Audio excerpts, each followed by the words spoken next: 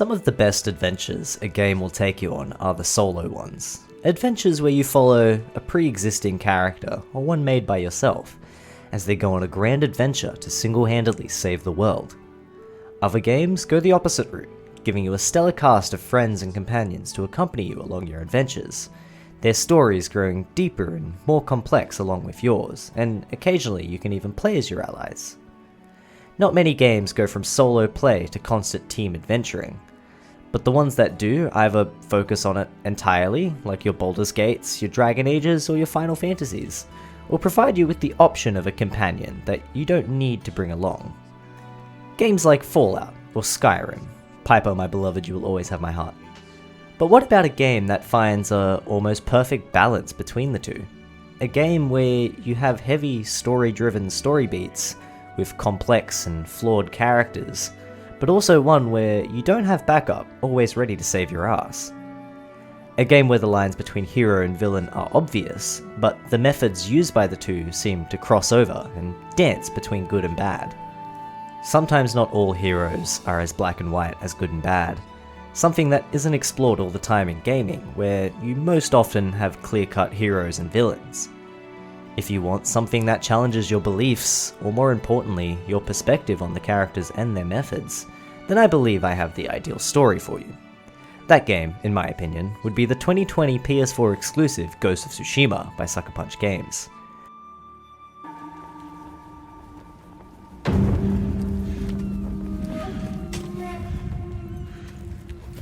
You are a samurai, bound to uphold a code. To live, fight, and die with honor.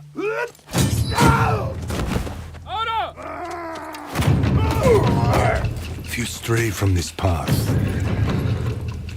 what will you become?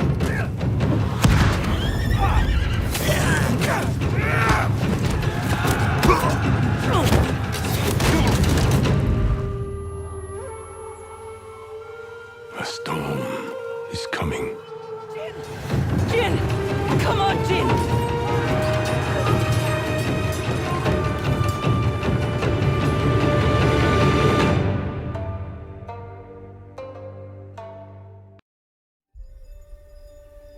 I played this game recently and finished the full story, every side quest, and the DLC, plus the DLC's own set of side tales as well. Almost all of the standout moments from this game and its story are the companion tales, which are essentially side quests focusing on one of the supporting cast and stretch the entirety of the story, giving you a few hours of focused side content for each of the characters you meet along the way. So let's talk about some highlights, and more importantly, how Ghost of Tsushima does a superb job with its companion characters, and in some ways better than other games who double down and focus on the companion aspect, whilst also forcing the player to constantly question your preconceived ideas about its characters, and wonder how far is too far before they veer into darker territory. Whilst this video does contain one major story spoiler for Ghost of Tsushima, the rest of the video I will attempt to be vague about the details for all the side tales I'll be discussing, so maybe finish Ghost of Tsushima before you finish this video.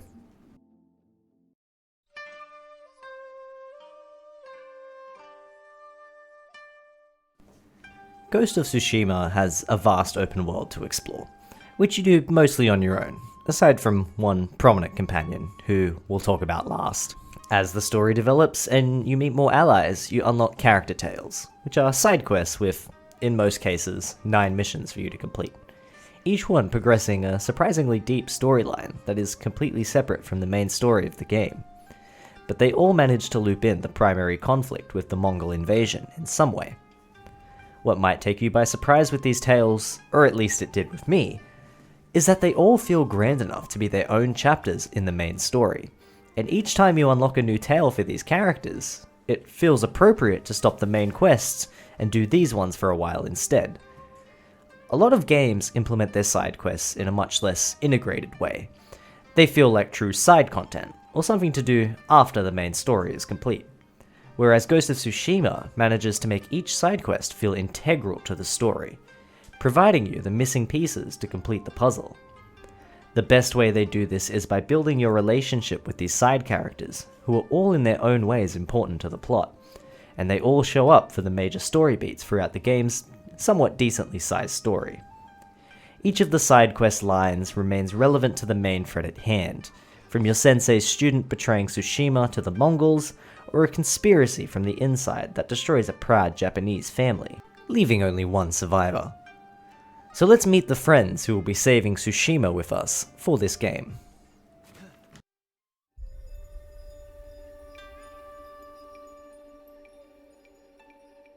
Throughout Ghost of Tsushima, you will meet several allies, most of which you meet in the first act and will follow them for the rest of the story.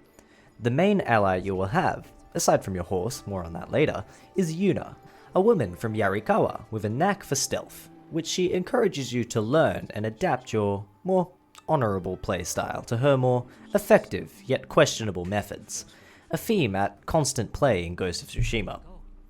You will also meet Yuna's brother, the sweet and innocent blacksmith Taka, and their sake dealer, who is an absolute menace, but his name's Kenji. Yuna and Kenji both get their own tales you unlock as the game progresses, and although you don't get any side quests for Taka, he does appear in the main story many times and plays an integral role in Jin coming to terms with becoming the Ghost. Avoiding major spoilers, Yuna's storyline ends up being one of the darkest in the game, but Yuna won't give up trying to escape Tsushima with her brother and build themselves a better life. She shares her tale with you, and you must help Yuna unite the people of Yarikawa, who are distrustful of the samurai. And after this, you can help Yuna to hunt down slavers who once captured her and her brother as children. As you help Yuna, you learn more about her, namely how she has a questionable past, and you discover that she hurt some people to give herself and her brother a better life. Something she isn't proud of, but something she doesn't regret either. Yuna plays an integral role in the game, as you find every character questioning your methods, and eventually you question them yourself. You are doing what needs to be done to stop the Mongols, but at the same time you're straying further and further from your samurai path. But when everyone doubts you, and the game gives you the illusion of choice in deciding how to approach situations, you are forced to take these more extreme measures, and the only person on your side seems to be Yuna. Regardless of how you play, or what happens in the story, Yuna will remain adamant that the Ghost is a necessary measure, and if no one else understands what you must do, Yuna does. Even when things go tragically wrong due to Jin's own misstep in a situation, Yuna will not hold your actions against you, and will remain your most loyal friend. One person hurt by Yuna is an innkeeper you encounter during her side quests, who knew Yuna as a child. She calls Yuna a thief, and is very open with her disdain towards Yuna, to which Yuna takes to the face and doesn't argue back. After taking several insults with no retaliation, Yuna will still help this old friend from her past, accidentally making things even worse for her former friend, further cementing her hatred towards Yuna. Eventually, Yuna will confess to you that they escaped slavery together, and when her friend fell and called to Yuna for help, Yuna ran, resulting in her friend being recaptured. You understand in this moment that Yuna is a deeply flawed individual, and despite her regretting this, it is still something that she has done and a permanent mark on her past. Whilst they never truly reconcile, Yuna works hard to right her wrongs and avenge those who cannot avenge themselves, even if Yuna played a role in their darkest moments. Another multifaceted character you meet early on is Lady Masako Adachi, the last survivor of a proud family slaughtered by internal conspirators. When you arrive at the Adachi estate, you find that everyone has been killed, including the women and children. Masako buries her fallen and swears vengeance on the ones who killed her family. If you agree to help her, it will start a 9-chapter storyline that spans the entirety of the game. And you will gain Masako as an ally against the Mongols when the time calls for it. You quickly learn that Lady Masako's family were not killed by Mongols, but by a larger scheme from a collective of locals who believe she has wronged them over the years. Each time you find one of the conspirators, Masako loses control and slaughters them. She gifts Jin Sakai with armor in her clan's colors, made for her son who died at Commodore Beach the same night her family was slaughtered, and the pair grow to be trusted companions, until Masako begins losing control of herself. As the plot develops, Masako grows more and more dangerous for those she suspects to be involved in her family's demise, including a monk who was not responsible. Whilst trying to protect the monk, you will come into conflict with Masako, and she will attempt to kill you, prompting one of the more epic boss fights of the game. Sadly, this is not the only time Ghost of Tsushima pits an ally against you, but it is one of the many emotional low points in the story. As Mongols attack, you must face off against Lady Masako and battle her to the death. Lose, and you die, but defeat Lady Masako, and you will be able to break her away from her grief-crazed state, and convince her that you want to help, leading her to the monk who reveals the final piece of the puzzle before he expires. I won't detail the final chapter of her quest, as it is a major twist, but the tale of Lady Masako was probably one of the high points in the entire game for me. Learning about this complex character who, at times, you find yourself wondering if she's descending into madness, or if she is still just a grieving mother who's lost it all. The final character I want to talk about is the monk Norio, but there are many more examples of deep and complex allies you come across, such as Sensei Ishikawa or Old Yuriko, whose stories are best experienced in the game for the first time, if you haven't already. Norio is a monk you encounter in the second act, whose brother has been killed by the Mongols, and in turn he wishes to help fight them off. The more you help Norio, the more you see him become less of a monk and more of a ruthless warrior. As you follow Norio's questline, you will meet other monks, all who question Norio's violent methods, and those of his deceased brother Enzo. Unfortunately, these monks also end up dying at Mongol hands, further convincing Norio that his methods are necessary. When a temple is attacked by Mongols, you must decide between saving the temple or saving the monks who have fled. Jin will insist on saving the monks, but Norio will not come with you as he believes the temple and its relics to be of greater importance. You split up from Norio to protect the monks, but eventually Norio will abandon the temple and join you, before you both escort the monks back to the temple and hold your ground there together. It's in the third act that things for Norio reach breaking point, and you see an honourable man stooping to almost unthinkable lows, albeit justified as they are. Cedar Temple is mentioned numerous times by Norio and the monks throughout the storyline, and once you finally make it there and drive out the Mongols, with the help of Norio of course, you discover a gut-wrenching secret that breaks Norio and his beliefs. After this, Norio swears vengeance and goes out on his own, leaving us to chase after him. When we catch up with Norio, we find a scene of destruction, the screams of agonizing Mongols crying out through the air. I won't detail what happens, as it's best experience for yourself, but this action forces Jin to confront Norio and question his methods, and Norio makes a life-changing decision about his beliefs going forward. All of these side stories of your allies tie into one of the main themes and questions at play in Ghost of Tsushima. Do the ends justify the means? This is a question you will be faced with several times during the game, both main story and side content. As the game progresses, Jin, and by extension us, the player, must update our methods and be more brutal and less honourable, and the game's main conflict will continue to drive you down this path. But it isn't until your allies pose the same question that you really stop and wonder about what you're doing. This ends justify means concept is at play in all the major side stories, and supporting cast also face this dilemma.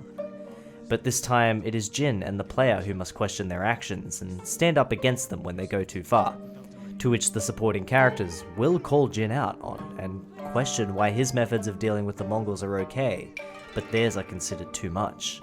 A dynamic that also in turn makes us, the player, question our own methods once more.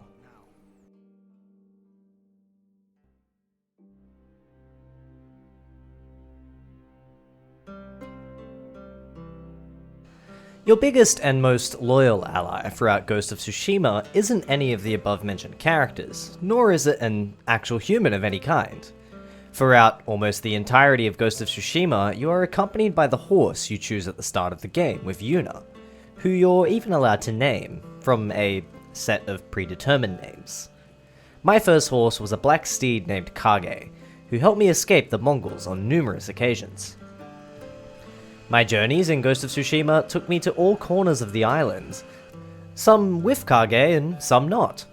Always at my core, Kage was reliable for travelling the beautiful yet scarred lands of Tsushima, where we would ride in the wind or ambush Mongols with a critical strike as Kage raced off into the distance. Kage was also reliable for getting me out of a pickle pretty quickly, and rarely failed me. At the end of almost every tale in Ghost of Tsushima's first 2 acts, the final screen of the mission was Jin and Kage, sometimes patting the horse, sometimes taking a nap with the horse on the ground. Whatever had transpired earlier, Kage was always there for comfort. One more thing that cements our attachment to Kage are the odd lines of dialogue from Jin to the horse every so often. Not all the time, but regularly enough. When calling Kage for a speedy pickup, Jin will affectionately comment on how good of a horse Kage is. Or my particular favourite, Jin suggests to Kage that perhaps one day they will go for a peaceful ride together. I played Ghost of Tsushima almost directly after finishing Assassin's Creed Odyssey, and one of the most glaring comparisons I could make between these two games is the horse companion. Phobos, the horse from Assassin's Creed Odyssey, is difficult, decides his own running speed, and gets stuck on rocks all the goddamn time. You don't have this same issue with Kage. There were, as the game dragged on, I will admit, a few instances where Kage's AI was, not up to standard, but he definitely was a better horse than Assassin's Creed Odyssey's alternative option. And I find that out of all of the many video game horses I've ridden, the Ghost of Tsushima horses seem to just operate the best, mechanically, in my opinion. Now this is where things do get a little spoilery, so please save this part of the video for later if you aren't up to Act 3 of the game. Despite everything Jin and Kage have endured the Mongol army throwing at them, it is the samurai who kill Kage. In a final act of loyalty, Kage will take some arrows as he races Jin to safety after Lord Shimura captures Jin. Kage will ride a fair ways north, arrows still in his body, before eventually collapsing in the snow, only after ferrying his master to safety. This is where we must part ways with our loyal horse, and Jin will bury Kage in this place, mourning his friend and leaving behind a permanent map marker titled Loyal Friend's Grave. A fair amount of time after this tragedy, and the game will give you another horse, and again let you name it. In contrast to Black Kage, I chose a white horse named Nobu, which means trust. From this moment onwards, despite the time spent learning to love Kage, Nobu became my loyal friend and served as a suitable successor to Kage.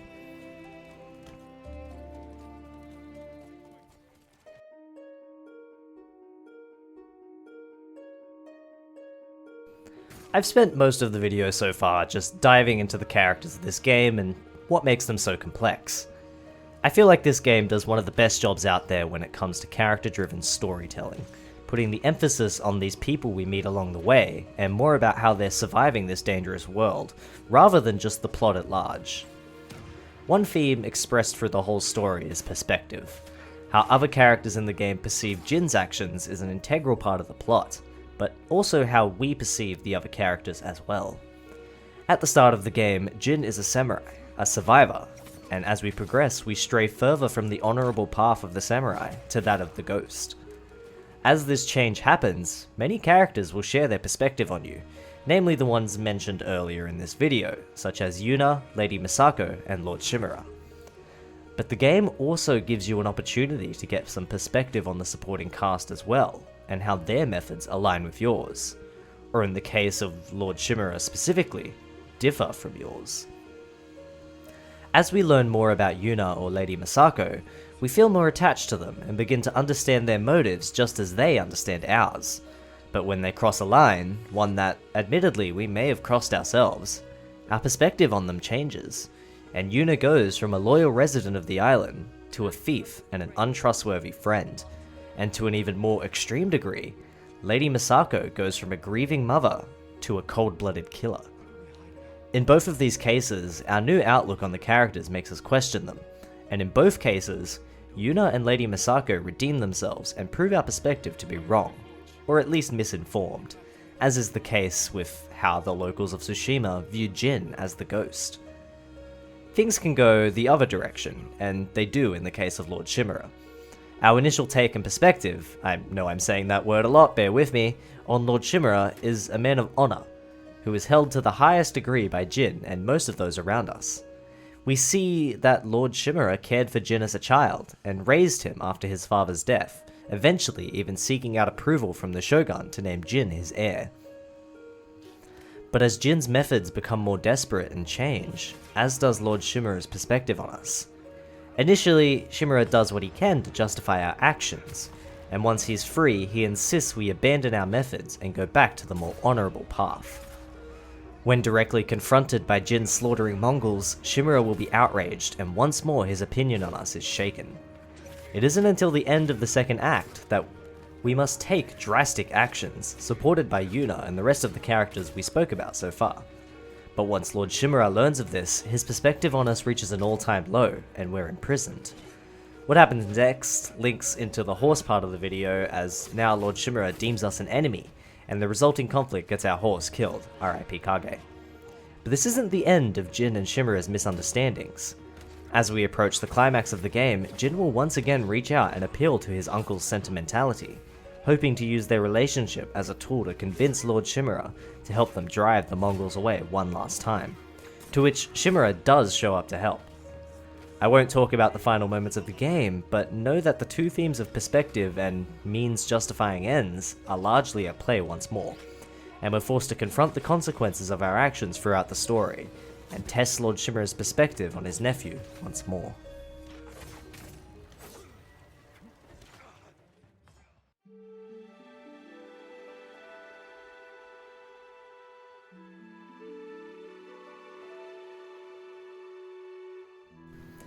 This video was mainly a reason for me to talk about Ghost of Tsushima, which was an excellent game that I was absolutely sucked into once I started playing. This video doesn't even mention some of the biggest highlights of the game, such as its beautiful open world with dynamic weather effects, or its combat, which is honestly some of the crispiest gameplay I've ever had the pleasure of sinking my teeth into. I wanted to take some moments to explore the hidden complexity of its characters, aside from the main protagonists, as most characters in games almost always fall short lore-wise of the main character. Ghost of Tsushima puts almost as much emphasis on Jin's allies as it does on Jin himself, as these people who live in this world are along for the journey as well, and things don't end happily for everyone. Whilst they only show up for scripted story beats, you miss so much by not delving into the associated tales for each character, and you get a more complex idea of their motives and beliefs. Whether it be the fall of Lady Misako as she tries to avenge her family, the secrets hidden by a desperate thief Yuna, or the shady detail Sensei Ishikawa manages to elude telling you about why he needs your help, there's a lot of hidden depth to the characters only exemplified by their stellar voice action performances during some of the most gut-wrenching video game moments of the last console generation. Whilst Ghost of Tsushima does have a multiplayer mode, the game's main focus is on its story, and it truly excels at telling it, whether it be just the main story or the side stories that are straight up necessary if you want to understand and savor this game's offering and get the most out of it. Definitely not a game that would sell a PS5 to me on its own, but if you already own one and haven't tried this game, or you're excited for its upcoming PC release, which may even be out already by the time this video is uploaded, then please do consider sinking your teeth into Ghost of Tsushima. I'm not breaking the wheel with this video essay, I know. Ghost of Tsushima is a critically acclaimed game, but for anyone holding out and looking for a reason to get into it, take this from me. The companions you meet along the way make this journey well worth it. And if you do play the game, do not skip the character tales, as you will miss an integral part of what makes you become so invested in this story and its characters. And you'll miss out on some moral dilemmas that make you reconsider your stance on them. As usual, thank you to everyone who took the time to watch this video, and I greatly appreciate every view, like, and comment. If you haven't already, please do subscribe for more videos like these. I aim to release one per month to discuss different games. You can find previous videos on my channel, which are also worth checking out. Before ending this video, I also wanted to thank my editor for doing such a great job. Thank you again for watching, peace out.